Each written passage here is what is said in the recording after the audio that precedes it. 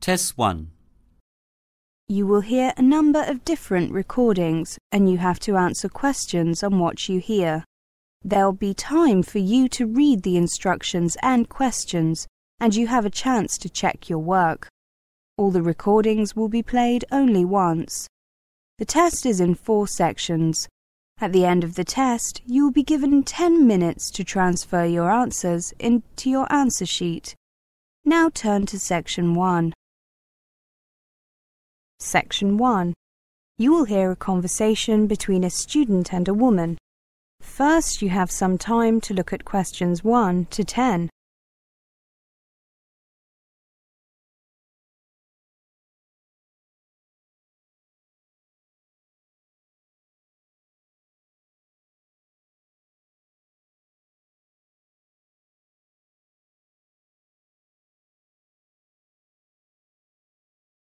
Now listen carefully and answer questions 1 to 10. Good afternoon. I'm considering applying to your university and would like to ask you some questions. Of course, take a seat. Which course are you thinking of applying for? Southeast Asian Studies. I see. Do you have a copy of the university prospectus? Yes, I do. I downloaded it. So, you know that it's a 4-year course, including 1 year living and working in the region? Yes, the A-level entrance requirement is BCC, right? Yes, but on average our students have 3 Bs. Are there any restrictions on the subjects that I take at A-level? No, but we find that students studying politics, economics, history, geography or languages tend to find their first year easier. A background in at least 2 or 3 of those subjects is advantageous. I see. I'm not studying politics or languages, but I am taking the other 3 at A-level. Are languages an important part of the course? You see, I'm not very good at them. Languages are not a compulsory part of the course. They're optional each year. However, because students spend a year abroad, we strongly recommend that students take one for at least a year beforehand. However, there is a language lab that students are free to use during the day, regardless of the subjects they're taking. Which languages are offered? We have 5 on offer: Vietnamese, Burmese, Thai, Indonesian and Tagalog. They can be taken in the 1st, 2nd and 4th years. During the 3rd year, students are expected to learn the basics of the language spoken wherever they are spending their year abroad. I see. Can I spend my year abroad in any country in the region I choose? Yes, as long as you can satisfy your tutors that it will benefit your studies. This year, most students have gone to Vietnam, Thailand or the Philippines. Fewer have gone to Indonesia, Burma, Malaysia, Laos or Cambodia. None went to Singapore or Brunei. What do students generally do during their year abroad? The vast majority help on aid projects, especially helping with water supply and sanitation in rural areas. Others get involved in teaching English or in business, particularly the logistics side of things. A small minority get jobs translating or checking translations. That's quite well paid, but your language skills have to be up to scratch. Good. I was attracted by the idea of teaching English or doing aid work. Very often it's possible to do both. That way you can also develop a wider range of skills. Thank you for your help. Can I just check the optional courses for Year 1? The only choice in Year 1 is a language or a project where the student creates a portfolio of background information on the countries of the region. Actually, many students do both, since they find the project contributes to their general understanding of the region, and the languages are obviously useful in preparation for going abroad. However, students are only assessed on either the language or the project, and are free to choose which one. Got it. And could you tell me about the scholarships that are available from the department? It says in the prospectus that there are some in addition to the ones offered by the university. Sure. Actually, I've printed out a list. Here you are. Nothing is available for first-year students, but thereafter scholarships are awarded for high overall grades and also for linguistic skills. there is a smaller discretionary award for non-academic contributions. Well, thank you very much for your help. That is the end of section 1. You now have half a minute to check your answers.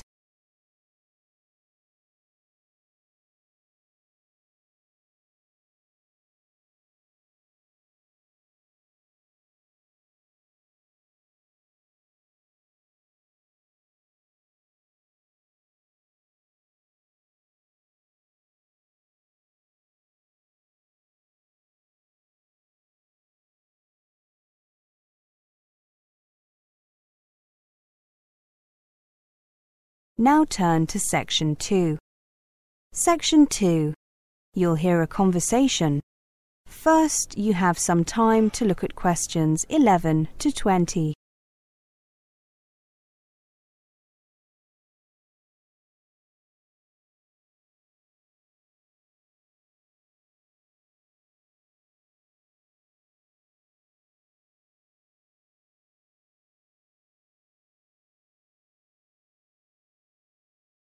Now listen carefully and answer questions 11 to 20. Welcome to our program on Indian youth. Are young Indians different from their elders? Smarter, lazier, less obedient?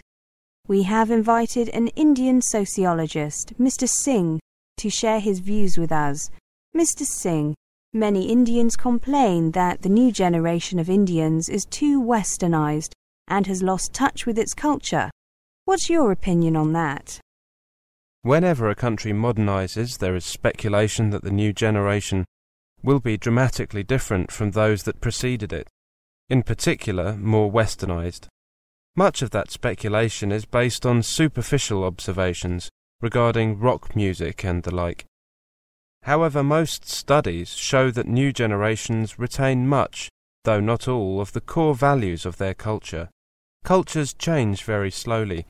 What is changing quickly is the environment in which they live, their living standards, opportunities for advancement, and self-fulfillment. Young Indians certainly have more opportunities today. Where does your information come from? I have 2 children in their early 20s. I see their generation at close quarters. I often travel to both rural and urban places in India, and I see the young people there.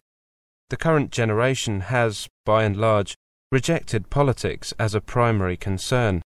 They have grown up with a TV and a telephone, either at home or in the vicinity. They have watched MTV, but they still go to the temple. And most of them seriously believe that God exists. Regarding the opportunities that Mr. Singh mentioned, for the first time, it is acceptable in India for a kid to say that he or she wants to be an actor, a singer, a fashion designer, a writer, a cricket player as a profession, without parents losing sleep. It also means that they have many choices of role model. When I look at young people around me, I see more hope than helplessness. Mr. Singh, what is the main advantage that young people in India have? The biggest advantage the youth of India have is mobility. It is very easy for them to move about the country and follow opportunities. An edge the Chinese youth, for example, do not currently have. Also, young Indians are quickly adapting to new technologies, and English is now being more widely accepted and spoken than ever before. India's youth have a very unique advantage, a combination of mobility, language, and knowledge of technology. Add to that a country that has an entrepreneurial spirit and a very clear intent to adapt to Western culture. Are there any problems as far as you can see? I think that the biggest overall problem is with infrastructure. But as far as things that directly affect the younger generation are concerned, I think that the main problem is that parents from the growing middle class are pushing their children ever harder at academic activities. They believe this is the only way to stand out and survive in a system which is cutthroat because of the exploding population, and as education becomes more and more accessible to the masses. However, many parents are granting their children more choice. particularly in the area of choosing their own careers. The youth of today are definitely more aware of the choices available to them. Do you think that competition is a problem? Not at all. It leads to creativity. The younger generation is more creative. Competition ensures that creativity is likely to be the best way to get ahead. Though it is largely believed that the culture and value system torch-bearing youth are losing their way, I still believe that relates to a small percentage. The combination of the Indian value system and the Western approach is a winning one, and if the Indian youth can manage to achieve the right balance, global organisations will want their skills. Mr. Singh, you sound very confident. I am. Every generation will experience change. This will be more dramatic, especially in the context of development. Simply put, young Indians are more aware about the world they live in. They are more materialistic. They are consumers in the true sense. They are exposed to satellite TV, the internet, freer access to social interaction and mobility. They are global citizens. Adoption of styles and fashion from anywhere, particularly America, is quick. But as several surveys have shown, this openness and confidence does come with some sense of humility and purpose. I feel confident that they can dream and achieve. My generation could only dream. That is the end of section 2. You now have half a minute to check your answers.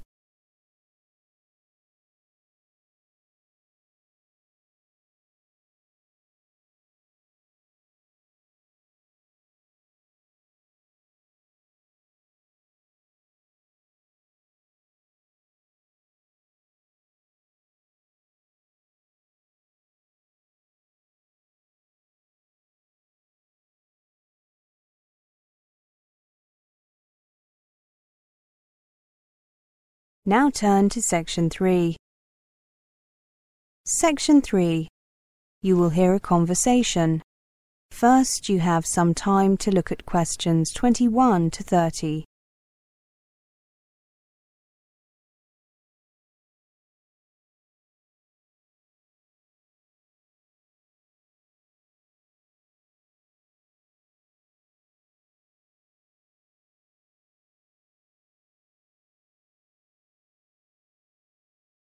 Now listen carefully and answer questions 21 to 30. Welcome back to the new term, Martin and Amanda. I hope you've had a good break and that you're looking forward to writing your dissertations. In this tutorial, I'd like to give you the opportunity to ask questions on writing the dissertation, such as requirements, dates, and who to see when you need help. I know that it's all available on the department website, but sometimes students just like to check or confirm information, or sometimes they need a little more detail. So, is there anything you'd like to ask? Is there a fixed hand-in date yet? On the website it said that one hadn't been decided on yet. I'm glad you asked that question. I just heard this morning that the deadline has been decided and it is the 28th of May. That's a week later than we had originally planned. What about the word limit? The website gave a very broad range. What was it, Martin? 10,000 to 20,000 words? I believe so, Amanda. Well, I believe that was a typing error. It should be 10 to 12,000 words, but feel free to write a little more if you need to. However, make sure that your dissertation is at least 10,000 words long, not including the contents, references, and bibliography. Right, thank you. And we can choose any topics we like, can't we? Any from year 3. And do remember to get your topic approved by your personal tutor. Oh, that's me, isn't it? Before you start writing, I'd hate to have to tell you your topic was unacceptable after you'd spent a lot of time on it. What would you like us to show you initially, apart from the title? Well, I'd like to see a basic bibliography first, along with an outline of your dissertation. You should get that done by the end of January. This month, in other words. According to the website, the research should take 8 to 10 weeks. So that takes us from, well, until mid-April, basically. Yes, you should have the research pretty much done by the time you return from the Easter break. It seems like a reasonable amount of time, but I bet it disappears fast. It certainly does. You'll probably find that you need to do some extra research during the second half of April. Ideally, you'd be writing then, but very few students get all the information they need, and the personal tutors almost always need to make some further suggestions. That's why it's really important to get the bulk of your research done by mid-April. I see. If we get into trouble, or can see that we're going to get into trouble with our research, we should obviously contact you ASAP. Absolutely. Do you think that we should look at what other students have done in the past in order to get a better idea of what to do and what to write? It can be helpful, but what often happens is that students rely too much on what they read, so I would only use other previous students' work as a reference. Got it. I know that we have the research guide to help us, but are there any other books or sources that you would recommend? I mean, to help us with planning a dissertation and the organisation and so on. Yes, I wanted to ask you that too. There are several available from the library. I wouldn't bother buying any. My personal favourite is Dissertations in You by Roger Klein. Another good one is Mastering Your Dissertation by Helen Blondell. There's a book about research techniques. What's it called? It's something simple like Research Techniques for Dissertations. The author is Helen Trailforth. Oh, I know. It's called Dissertation Research Techniques. Very good book. There's more than one copy of each of those in the library. One is for reference only, and you know about the recall system if a book is being borrowed by someone else and you want it, don't you? Yes. Good, very good. Anything else? Well, now that you've mentioned research techniques, I've got a question. Questionnaires. A good idea, Professor. The general consensus is that they're not very helpful, though some prominent researchers beg to differ. Clear them with me first if you decide to go ahead and use them. You see, you need to be very careful about the questions that you ask and order of the questions. Questionnaires very often lead people towards giving certain answers rather than getting at their true feelings and opinions. Martin, anything else? No, I'm happy. Thank you, Professor. Yes, thank you so much. My pleasure. That is the end of section 3. You now have half a minute to check your answers.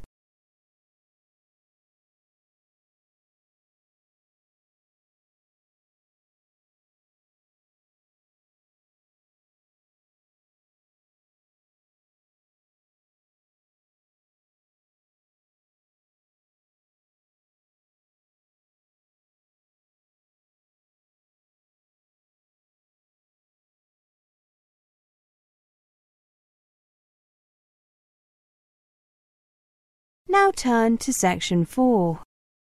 Section 4. You will hear a monologue. First, you have some time to look at questions 31 to 40.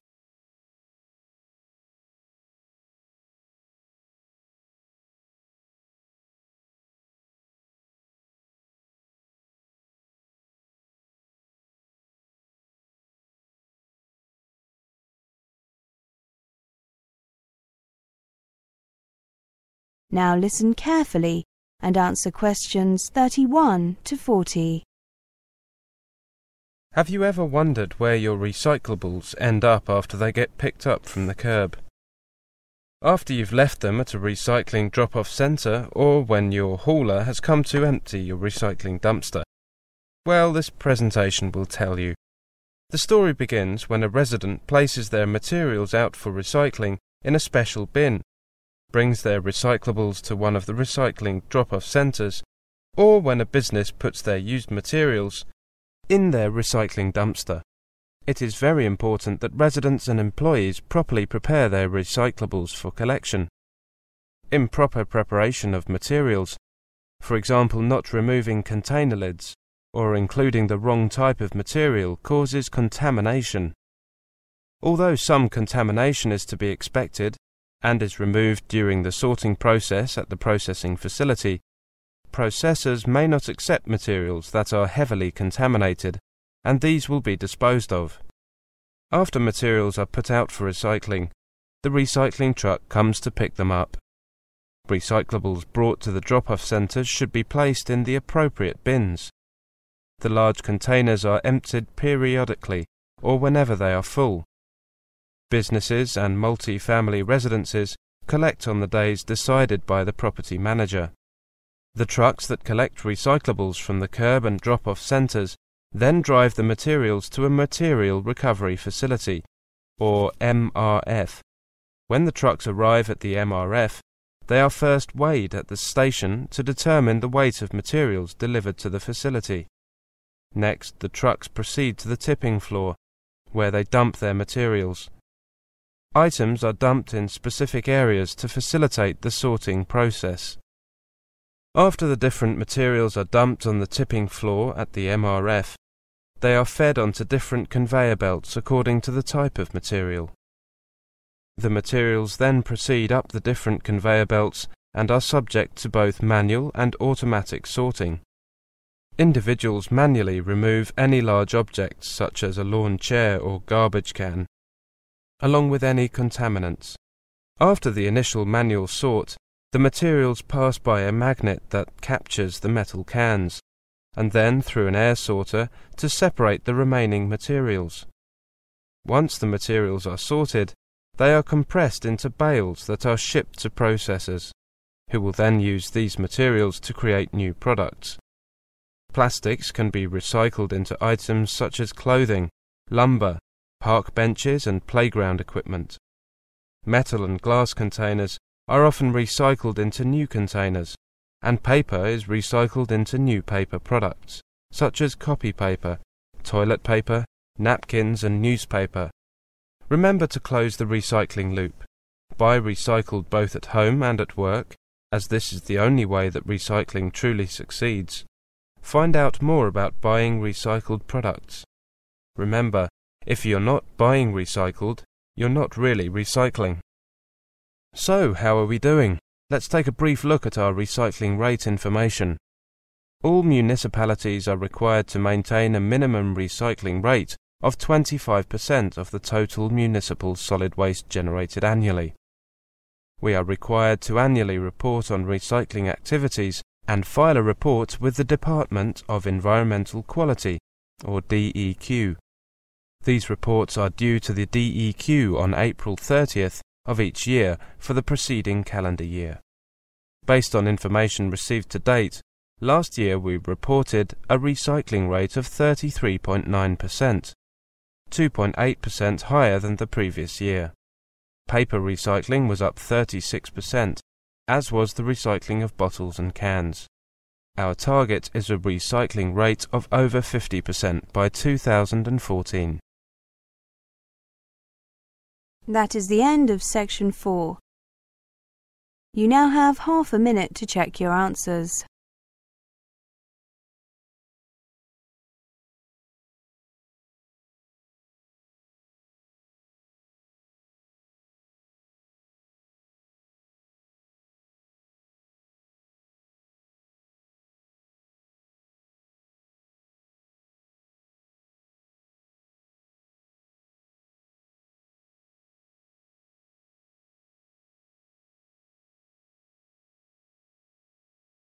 That is the end of the listening test, the Ielts test. You now have 10 minutes to transfer your answers to the listening answer sheet.